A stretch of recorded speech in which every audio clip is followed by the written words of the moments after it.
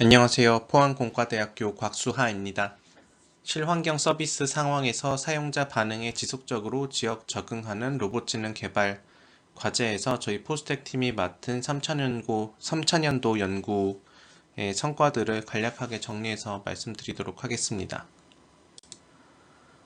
저희 3차년도 연구 목표는 지역 특성 변화에 적응하는 멀티모달 맥락 이해 기술을 개발하는 것, 클라우드 협업을 통한 지역 맥락 이해 지능 증강 기술을 개발하는 것, 그리고 이전 1차년도, 2차년도에서 개발했었던 맥락 이해 기술의 성능을 개선하는 것입니다.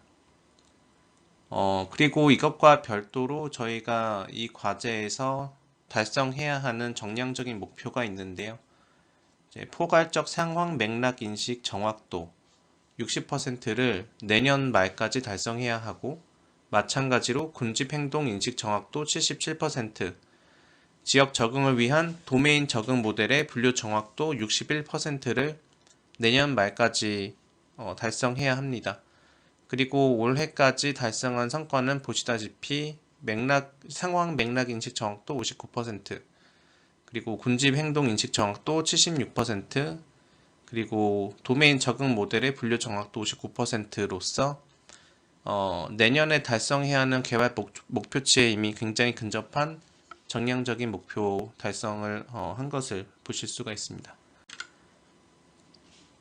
그리고 올해 이 과제를 사사한 논문들의 목록은 다음과 같습니다.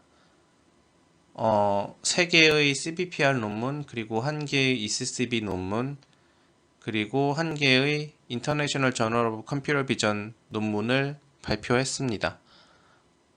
이 중에 이제 CBPR은 AI 분야 최우수 국제 학술 대회이고, 네이처 사이언스와 비견되는 그런 임팩트를 가지고 있습니다. 그리고 유로피언 컨퍼런스 온 컴퓨터 비전 ECCB 역시도 AI 분야 최우수 국제 학술 대회이고, 컴퓨터 비전 분야의 가장 좋은 세계 컨퍼런스 중에 하나입니다. 그리고 인터내셔널 저널 오브 컴퓨터 비전은 마찬가지로 컴퓨터 비전 쪽에서 제일 좋은 저널 2개 중에 하나입니다. 네, 저희가 이번에 연구한 주제들 중에 하나인 지역 특성 변화에 적응하는 멀티모달 맥락 이해 기술 개발 관련해서 성과들 간단히 요약해서 말씀드리도록 하겠습니다. 저희 연구 성과를 간단히 요약하자면은, 일단은 이 주제 하에서 저희는 사람의 도움을 최소한으로 활용해서 지역 환경에 효과적으로 적응하는 능동적 도메인 적응 기술을 개발했고요. 그리고 사전에 정의되지 않은 임의 지역 환경에 실시간으로 적응을 할 수 있는 그러한 모델을 학습하는 테스트 타임 적응 기술을 개발했습니다. 관련 실적으로 이제 능동적 도메인 적응 기술은 유로피언 컨퍼런스 온 컴퓨터 비전에 올해 발표를 했고요. 그리고 두 번째인 테스트 타임 적응 기술은 현재 논문을 제출해서 리뷰를 받고 있습니다. 먼저 능동적 도메인 적응에 대해서 간단히 말씀드리겠습니다. 도메인 적응 같은 경우에는 그 모델을 학습할 때 사용한 데이터의 도메인과 이 모델이 실제로 적용이 될 도메인이 성질이 굉장히 다른 경우에, 일반적인 방식으로 학습한 모델은 그 목표 도메인에서 제대로 동작하지 않는데, 목표 도메인의 데이터가 레이블 없이 주어졌을 때 그 목표 도메인에 잘 적응하게 하는 게 일반적인 도메인 적응 문제이고요. 그래서 이제 능동적 도메인 적응이라는 것은 이 목표 도메인에 대한 데이터만 있고 정답을 하나도 받을 수 없다라는 것이 이제 상당히 현실적이지 않은 세팅이고, 소수의 데이터에 대해서는 이제 사람으로부터 정답을 요구를 해서 정답을 뭐 조금이라도 받아서 학습하는 게 당연히 유리하고, 그것이 어려운 일이 아니니까요. 이제 그런 방향으로 연구를 진행하고자 했습니다. 그게 이제 능동적 도메인 적응이 되겠고요. 그래서 뭐 간단하게 말씀드리면은, 도메인 적응 학습을 할 때 목표 도메인 데이터 중에서 정보량이 높은 데이터를 잘 선택을 해서 그 선택된 데이터로부터 데이터에 대해서 이제 사람으로부터 정답을 받고, 그 받은 정답을 이용을 해서 타겟 도메인, 그러니까 목표 도메인에 대한 적응을 좀 더 빠르고 효과적으로 진행하려고 하는 것입니다. 도메인 적응은 상당히 많이 연구가 되었는데 능동적인 도메인 적응은 지금까지 연구된 사례가 많이 없습니다. 몇 가지가 있긴 한데 일반적으로 능동적 학습, 그러니까 액티브 러닝에서 활용을 하는 샘플 셀렉션 하는 방법인 불확실성에 의존하는 그런 기술들을 도입을 했었고요. 그리고 그렇게 해서 선택한 샘플을 이제 단순한 지도 학습을 위해서 활용을 했었습니다. 네, 저희는 기존 방법들하고 조금 다르게 클래스 분포 정합 기반 능동 도메인 적응이라는 기술을 개발했습니다. 그래서 그 도메인 적응을 할 때 보통 일반적으로 사용하는 기술이 원천 도메인, 그러니까 원래 학습을 할 때 사용하는 그 정답이 주어지는 데이터셋이 이제 뽑힌 도메인이라고 할 수 있겠죠. 그 원천 도메인에서의 클래스 분포, 데이터 분포가 데이터 분포랑 이제 그 목표 도메인의 데이터 분포를 그냥 얼라인 시켜주기만 하면은 도메인 어댑테이션이, 도메인 적응이 어느 정도 된다라고 보통 이야기를 하는데, 뭐 아주 최근이라고는 할 수 없으나 그 나름 근래에 이론적으로 그렇게 그냥 데이터의 분포만을 얼라인하는 것이 올바른 방향으로 이제 도메인 적응을 수행하는 방법이지 아니라는 것을 보인 논문이 있었습니다. 그래서 그 논문에서는 단순히 이제 그 데이터들의 분포만을 얼라인하는 방법은 양쪽 도메인의 클래스 분포가 다른 경우에는 잘 동작하지 않는다라는 것을 이제 보였는데요. 네, 그래서 여기 저희가 제안하는 능동적 도메인 적응 방법에서는 그 목표 도메인에서 샘플을 뽑을 때, 그 데이터를 뽑을 때 보통 이제 일반적인 방법들이 활용을 하는 뭐 불확실성 같은 것도 물론 반영을 하지만은 그렇게 해서 뽑은 샘플들의 우리가 클래스 레이블을 사람으로부터 받으면은 클래스 레이블의 분포가 전체 타겟 도메인의, 그러니까 목표 도메인의 데이터들의 클래스 분포를 모사할 수 있게끔 만들고자 했습니다. 그걸 통해서 사람으로부터 받은 일부의 클래스 레이블을 이용을 해서 전체 목표 도메인에 대한 클래스 분포를 알게 되고, 그 클래스 분포를 이용을 해서 원천 도메인에, 그러니까 정답이 주어지는 원래 학습 데이터에서 이제 마찬가지로 샘플링을 해서 그들의 클래스 분포가 우리가 추정한 목표 도메인에서의 클래스 분포를 따르도록 만들어 줍니다. 네. 그렇게 함으로써 이제 기존 방법들이 간과하고 있었던 클래스 분포가 다른 경우에 도메인 어댑테이션 방법들이 제대로 동작하지 않는다라는 그런 요소를 이제 저희는 반영을 할 수가 있게 되었고요. 그래서 높은 성능을 달성할 수가 있었습니다. 그리고 이 과정은 썸 모듈러 옵티마이제이션을 통해서 구현이 되는데 이게 썸 모듈러 옵티마이제이션이기 때문에 거의 옵티멀 솔루션에 가까운 샘플들을 그리디한 방법으로 선택을 할 수가 있습니다.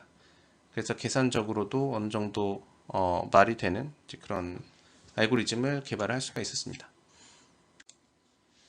저희 방법의 우수성을 보이기 위해서 얼마나 많은 그 목표 도메인의 데이터에 정답 부여했는지를 변화시켜 가면서 다른 연구들과의 성능 비교를 수행을 했습니다. 그래서 여기 그래프들에서 보실 수 있다시피 이 버짓, 그러니까 얼마나 많은 그 목표 도메인 데이터에 정답이 부여되었는지, 그것을 바꿔가면서 실험을 했을 때 대부분의 경우에 저희 방법이 사전 연구들을 모두 다 이기는 것을 볼 수 있었습니다.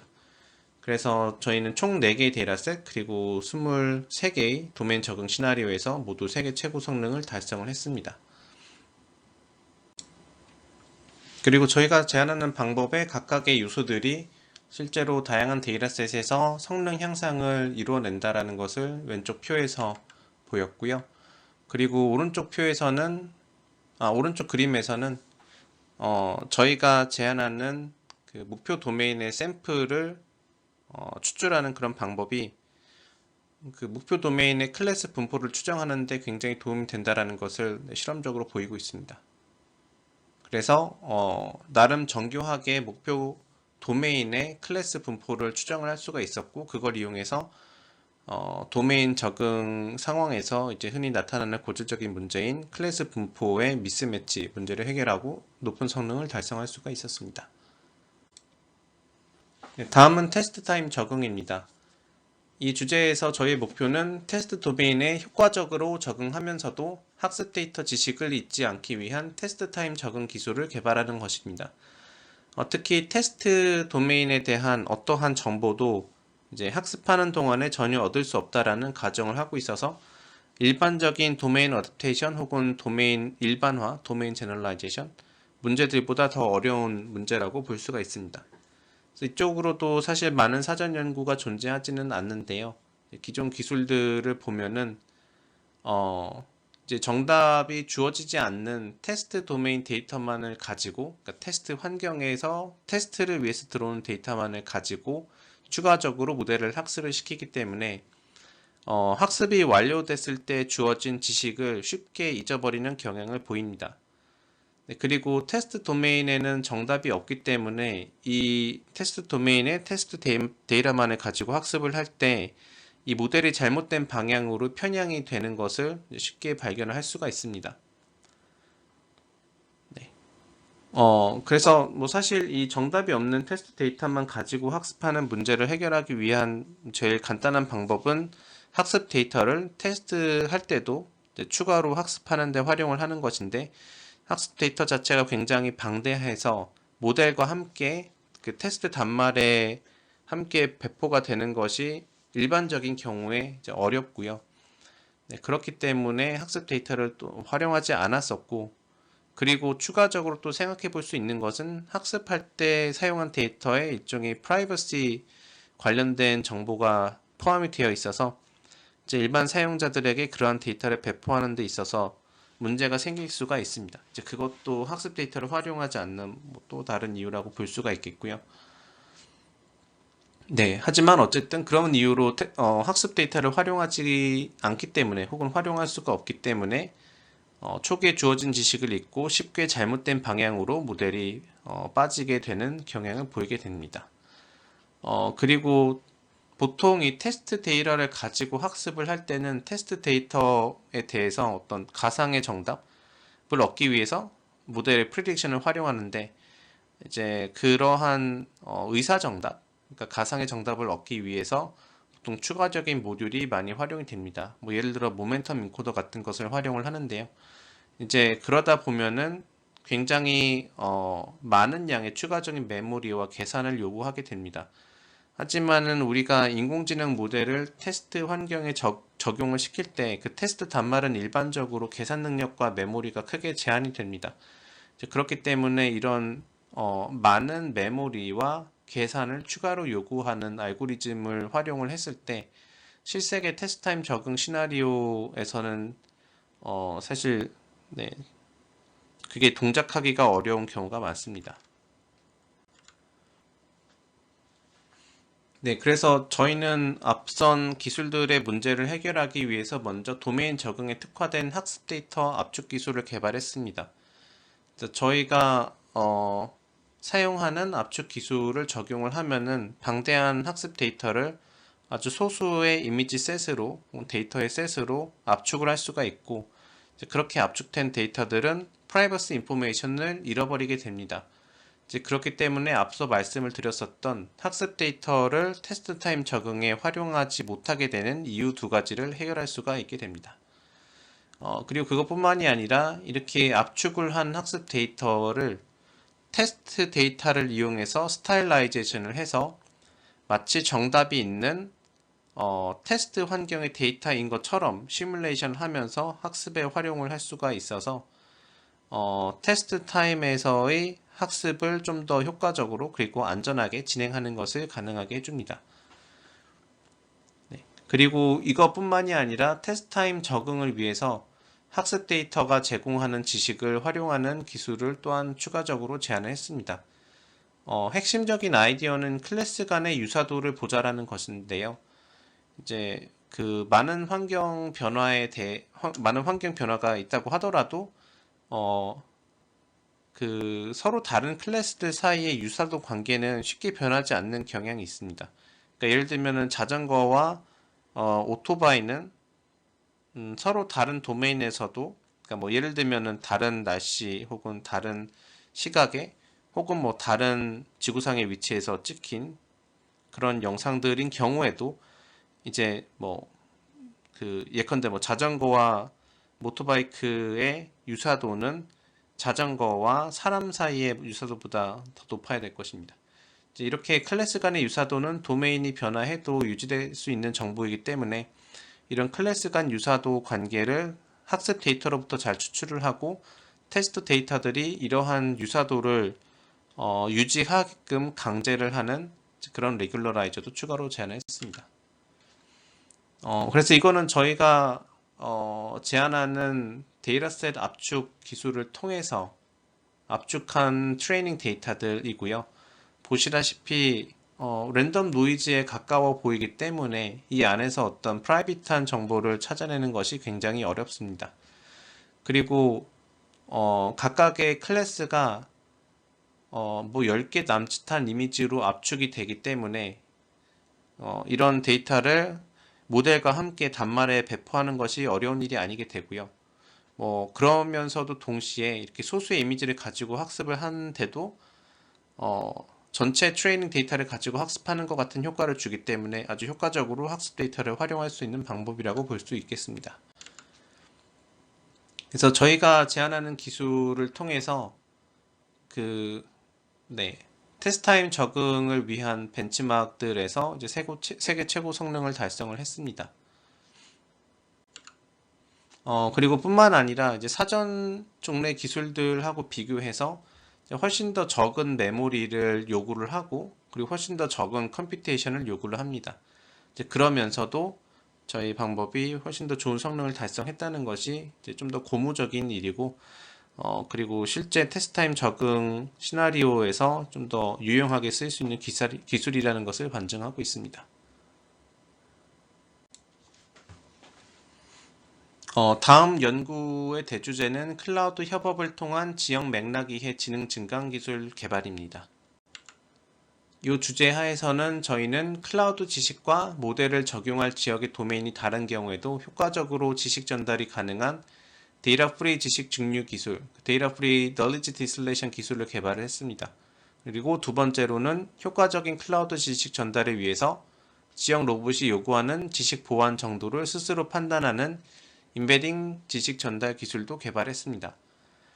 첫 번째에 대해서 조금 더 설명을 드리자면은 그 클라우드 지능이 이제 가지고 있는 어떤 지식이라는 것을 그 지역의 각기 다른 지역 도메인에 적용을 할 때 그 클라우드 지식의 도메인과 지역 도메인이 성질이 굉장히 다를 수가 있고 그렇게 성질이 다를 때는 보통 일반적으로 적용하는 knowledge distillation 기술이 제대로 동작하지 않습니다. 그리고 또한 클라우드 지식 같은 경우에는 뭔가 데이터의 형태로 주어지지 않는 경우도 있을 것이고요. 그러한 경우에도 효과적으로 클라우드 지식을 서로 다른 지역 도메인에 적용을 할 수 있는 그런 데이터 프리 지식 증류 기술을 개발했고요. 두 번째 같은 경우에는 보통 지식 전달을 할 때 지식을 받는 쪽이 그냥 일괄적으로 별다른 어떤 특별한 조치 없이 그냥 지식을 주는 대로 그냥 흡수를 하는데 이제 그게 아니라 이 상대방이 주는 지식을 가지고 이제 내가 얼마나 그걸 반영해서 학습을 하는지를 좀 동적으로 결정할 수 있는 그런 임베딩 지식 전달 기술을 개발했습니다. 이것과 관련된 논문 실적은 두 가지가 있는데요. 일단 데이터 프리 지식 증류 기술 개발은 AI 우수 국제학술 대회인 Uncertainty in Artificial Intelligence에서 이제 작년에 발표를 했고, 두 번째 주제인 임베딩 지식 전달은 AI 최우수 국제학술 대회인 CBPR에서 작년에 발표했습니다. 그래서 이 주제가 올해 연구 목표이지만은 어쨌든 작년에 미리 연구를 해서 성과를 냈고 그 내용을 간단하게 정리해서 여기 발표드리도록 하겠습니다. 데이터 프리 지식 중류에 대해서 간단히 말씀드리자면은 일단 저희의 목표는 클라우드 통합 지식을 여러 상이한 지역 도메인에 적용하기 위한 지식 증류 기술을 개발하는 것입니다.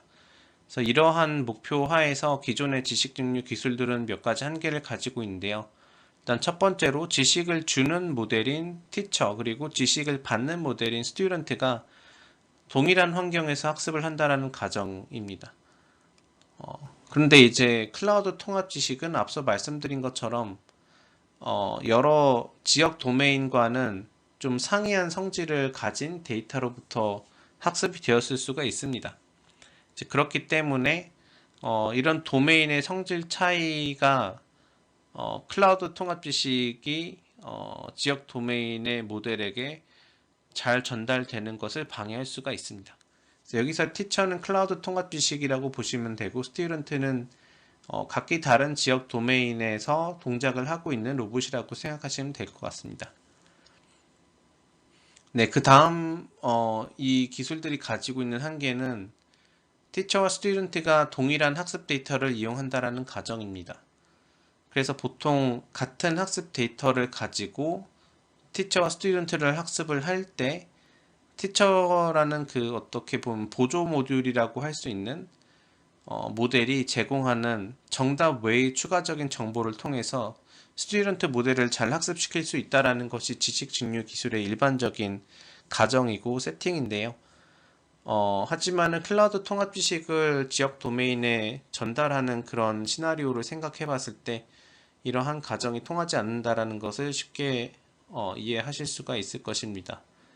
예를 들면 클라우드 통합 지식이 데이터의 형태가 아니라 뭐 학습이 된 네트워크의 파라미터 값으로 혹은 뭐 데이터가 아닌 또 다른 형태의 지식의 지식 형태로 제공이 될 수가 있겠죠. 이제 그런 경우에는 동일한 학습 데이터를 활용하는 기존의 knowledge distillation 방법들을 활용할 수가 없습니다. 그리고 또한 보안 같은 이슈로 클라우드 통합 지식을 구축을 할 때 활용했었던 학습 데이터에 이제 접근하는 것이 불가능한 경우도 우리가 쉽게 상상을 해볼 수가 있습니다. 그래서 이런 문제들을 해결하기 위해서 데이터 없이 신경망의 활성 값을 합성할 수 있는 일종의 생성 모델을 수학적으로 유도를 했습니다. 그래서 신경망의 활성값, 특히 이 뭐 클래시피케이션 네트워크라고 하면은 그 클래시피케이션 네트워크의 페널티메일 액티베이션들이 어떤 특정한 그 parametric 폼을 가지는 probability density 펑션을 따른다라는 것을 볼 수가 있었고요. 그래서 이러한 그리고 또한 중요한 것은 그러한 확률 분포의 파라미터들이 결국 이 네트워크의 가장 마지막 레이어의 파라미터들로서 결정이 된다라는 것이었습니다.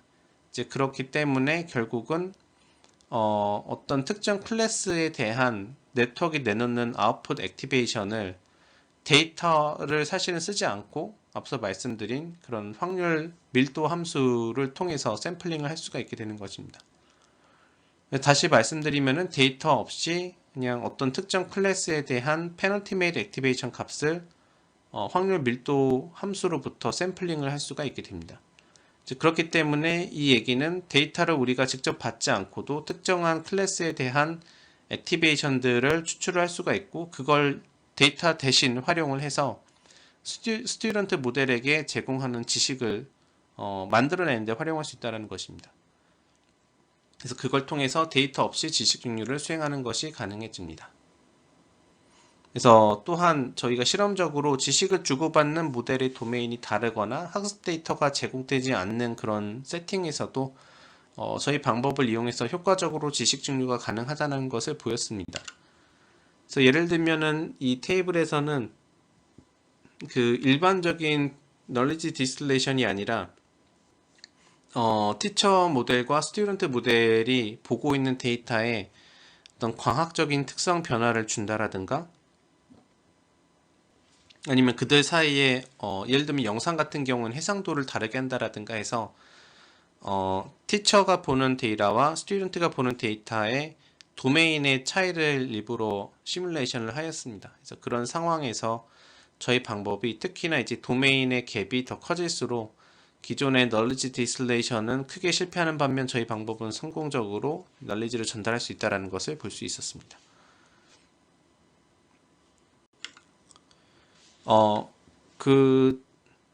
일단 앞서 보여드린 테이블에서는 티처 모델과 스튜던트 모델이 보는 데이터의 도메인이 다르다라고 말씀드렸었는데 그 도메인이 같은 일반적인 널리지 디스레이션 세팅에서도 저희 방법이 우수한 성능을 달성한다라는 것을 볼 수 있었습니다. 그리고 여기 오른쪽에 있는 그림을 보시면은 저희가 이론적으로 유도한 그 페널티메일 액티베이션들의 확률 밀도 함수가 실제로 그 페널티메일 액티베이션들을 잘 모사하고 있다는 것을 알 수가 있습니다.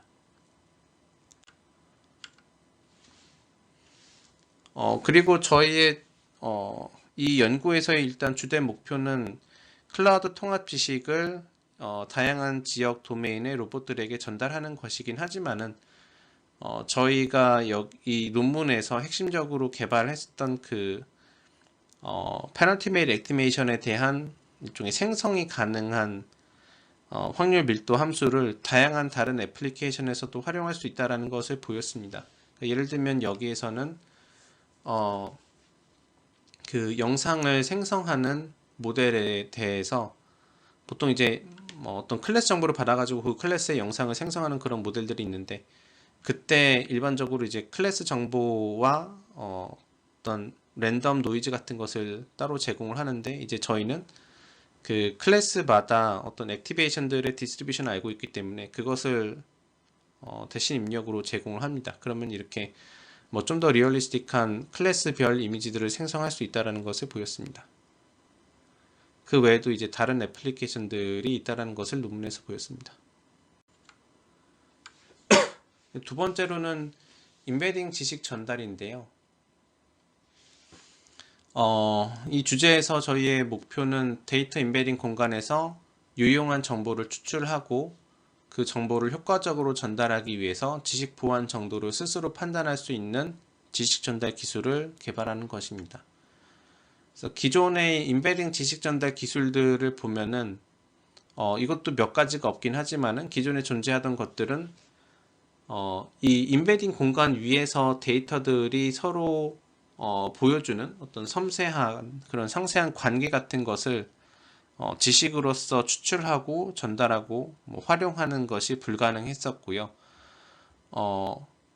비교적 최근에 나온 RKD 같은 경우에는 Relational Knowledge Distillations이라고 볼 수 있는데 여기에서는 좀 더 섬세한 샘플들 사이의 임베딩 스페이스에서의 관계를 활용을 할 수가 있었지만은 각각의 샘플들이 얼마나 중요한지 그래서 내가 이제 전달되는 지식을 통해서 얼마나 스스로의 지식 혹은 그 피처의 정보를 잘 보완할 수 있는지 같은 것을 고려하지 않고 일방적으로 지식을 전달하는 그런 방법이었습니다. 그래서 저희가 제안하는 방법은 이러한 두 가지 기존 기술들의 한계를 극복을 할 수 있습니다. 그래서 핵심적인 아이디어만 설명을 드리면은 티처 모델은 여기서 이미 학습이 되어 있는 임베딩 스페이스라고 볼 수가 있고요. 그 임베딩 스페이스에서 데이터들이 가지는 의미적인 유사도를 스튜던트 모델에게 전달하는 지식으로 활용을 했습니다.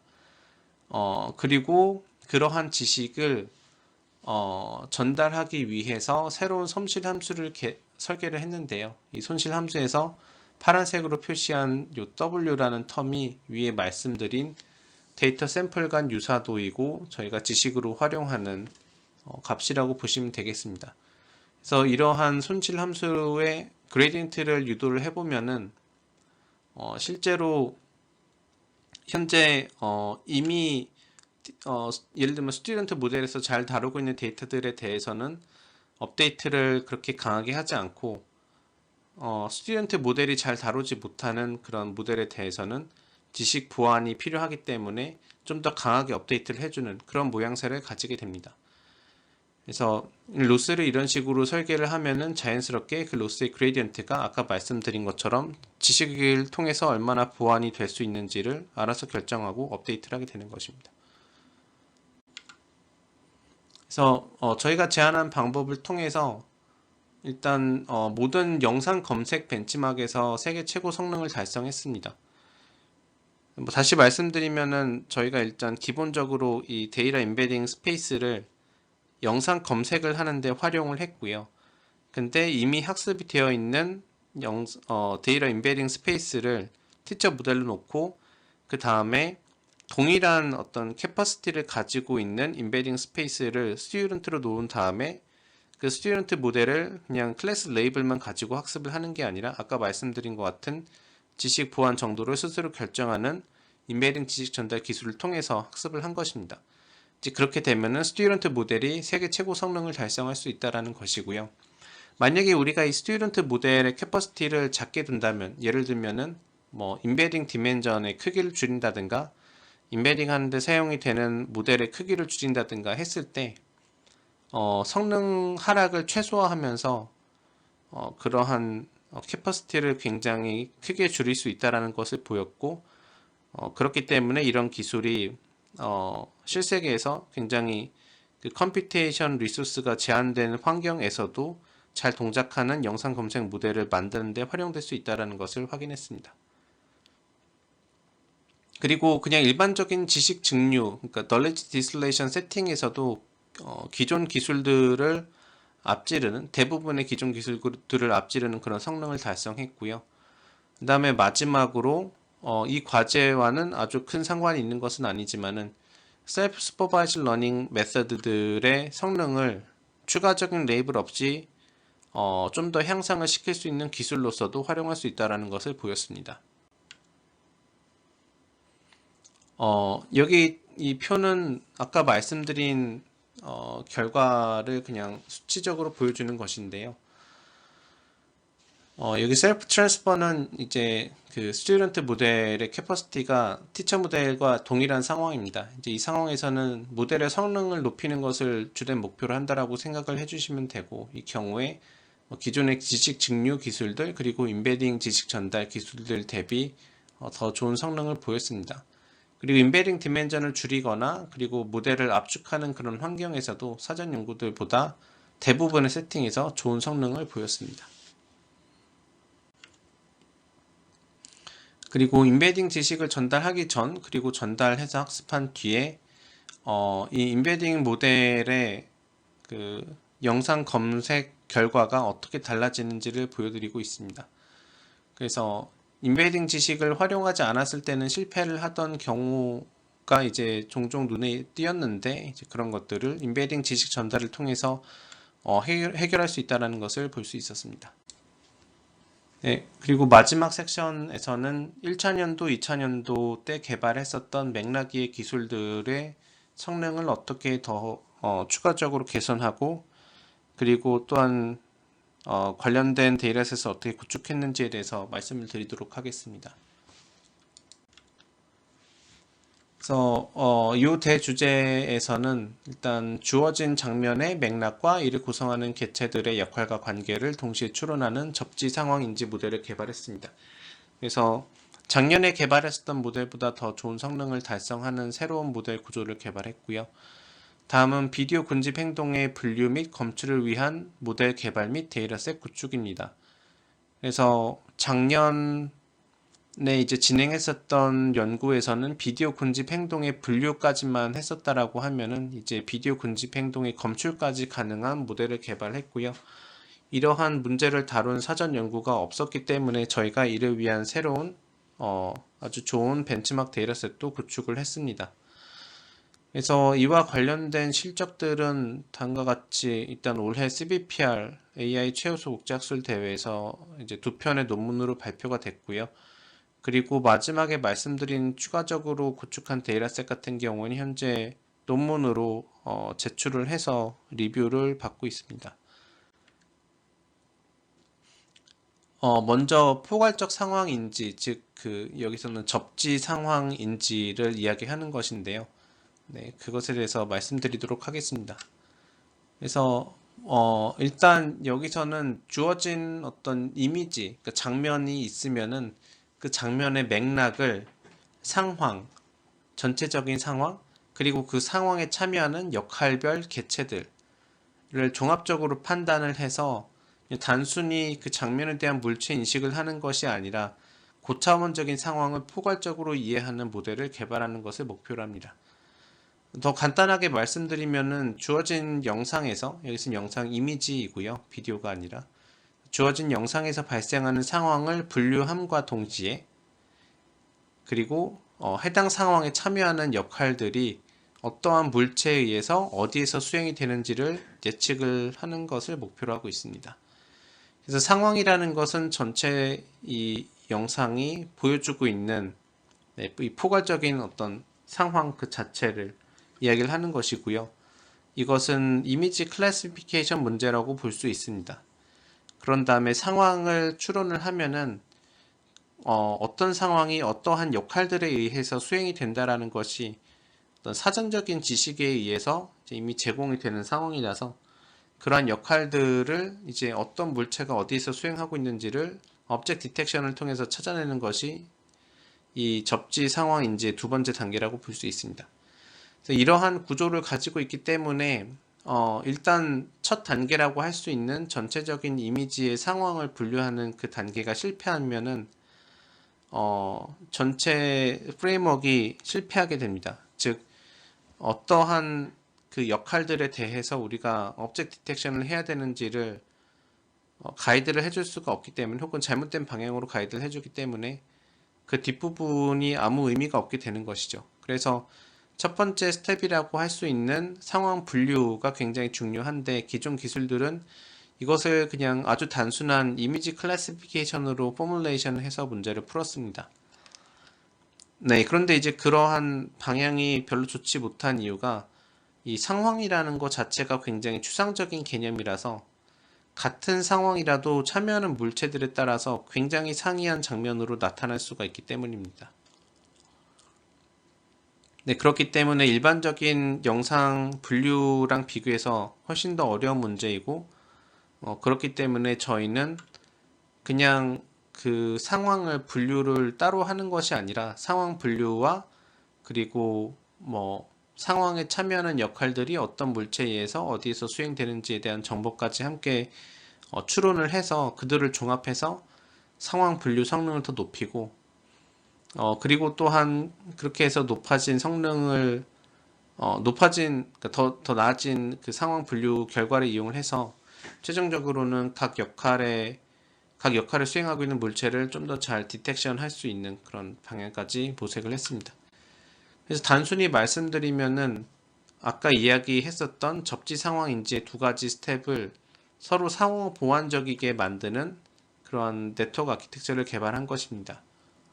그래서 상황을 분류하는 글랜스 트랜스포머라는 것을 개발했고 그 다음에 그 상황에 참여하는 물체들을 탐지하는 게이지 트랜스포머 모듈을 이제 또한 따로 설계를 했습니다.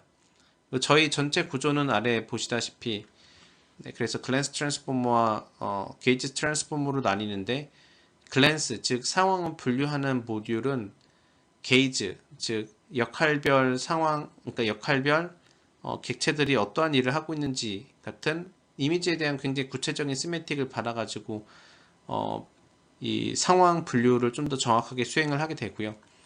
그 다음에 이미지를 상세하게 보고 물체를 탐지하는 게이지 트랜스포머는 글랜스 트랜스포머의 좀 더 향상된 상황 분류 예측을 바탕으로 관련 있는 역할들에 집중해서 영상 속의 물체들을 좀 더 정확하게 탐지를 하게 됩니다.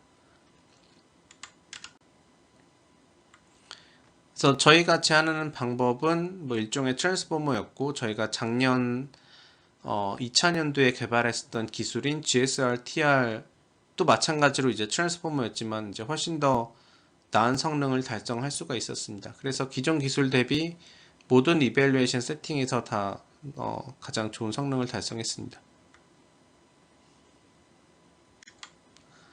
그리고 포괄적 상황인지 그 접지 상황인지의 이제 몇 가지 정성적인 예시인데요.